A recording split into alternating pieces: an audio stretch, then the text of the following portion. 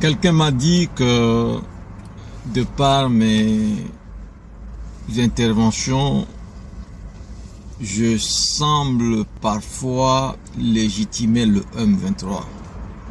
Mais je ne crois pas que c'est ça mon intention et je ne crois même pas que j'ai ce pouvoir-là. Mais j'ai des questions que je me pose et je continue à me poser des questions. Entre autres, est-ce que tout ce que le gouvernement congolais nous dit sur le M23 est vrai?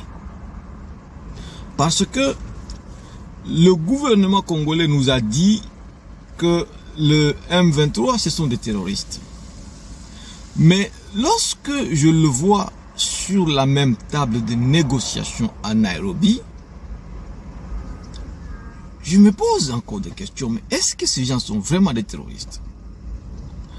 Quand je vois une forte délégation de l'armée congolaise aller vers eux, dans leur territoire, ou du moins dans le territoire sous leur contrôle, ils s'asseyent, ils parlent, ils échangent comme des frères, et ils y rentrent en paix et en sécurité. Je me pose encore la question, mais est-ce que ces gens vraiment, ce sont des terroristes? Ou alors il y a une autre définition de terrorisme? Je vais chercher. Lorsque je vois sur YouTube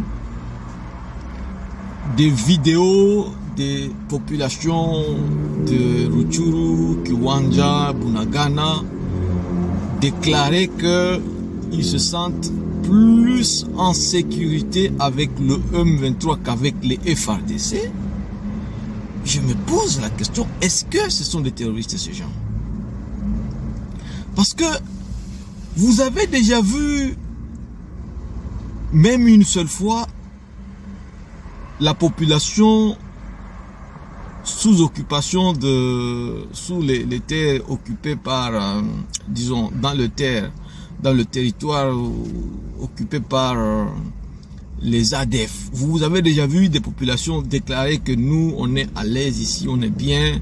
En tout cas, voilà, nous souhaitons ceci ou cela s'exprimer dans ce sens-là? Jamais, jamais. Parce que du côté des ADF, il y a des dizaines de milliers de personnes là-bas. Ils emportent des populations civiles chaque jour. Ils tuent d'autres et ils emportent d'autres. Et d'autres arrivent à s'échapper.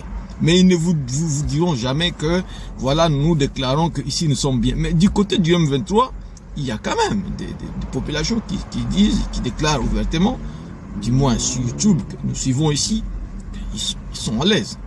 Bon, alors, avec tous ces éléments, je continue à me poser des questions. Est-ce que vraiment le M23, ces gens, ce sont vraiment des terroristes? Est-ce que le gouvernement congolais nous dit la vérité sur ces gens? Est-ce que le gouvernement congolais est honnête avec nous? Est-ce que le gouvernement congolais est sincère avec nous? Ce qu'ils nous disent, est-ce que vraiment c'est ce qu'ils font? Ou ils nous disent ceci, ils font autre chose en cachette? Ce sont des questions que je me pose.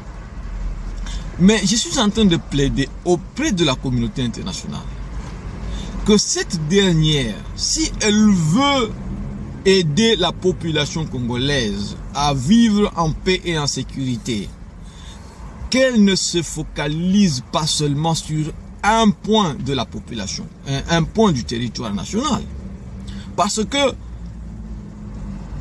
la RDC en général a des problèmes sérieux. Plus sérieux même que à mon avis, que celui du M23. Les gens meurent partout, à Kwamouf là-bas. Et ne parlons pas d'Ituri et de Beni. J'ai vu dernièrement la lettre envoyée par certains mouvements de l'Ituri qui ont envoyé une lettre aux Nations Unies pour dire qu'ils sont en train d'être massacrés par la coalition des FARDC avec les Codeco et d'autres là-bas, et d'autres mouvements. on les massacre, voilà, ils ont dénoncé cela.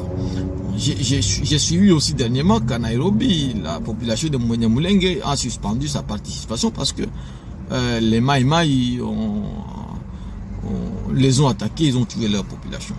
Vous comprenez que le problème est global. Hein? Beni, dernièrement, la semaine passée, on a encore égorgé des gens. On n'en a pas parlé, on n'en parle pas. Hein? On n'en parle pas. Personne n'en parle. L'attention de tout le monde, entre autres les Nations Unies, les États-Unis, l'Union européenne, toute l'attention, c'est ce qui se passe à Kishiché. Qu'est-ce qui s'est passé à Kishiché? Bon, je veux bien, mais cette attention, accordée-la aussi à d'autres populations qui sont en train de subir pire que ceux de Kishiché. Parce que au moins Kishiché, ça s'est passé une fois, mais ailleurs, c'est tous les jours. On ne sait plus compter le nombre de morts, surtout du côté de Beni et de Dituri. On ne sait plus compter. Alors, si on veut aider la population, il faut qu'on traite le problème de façon globale. C'est ça mon plaidoyer.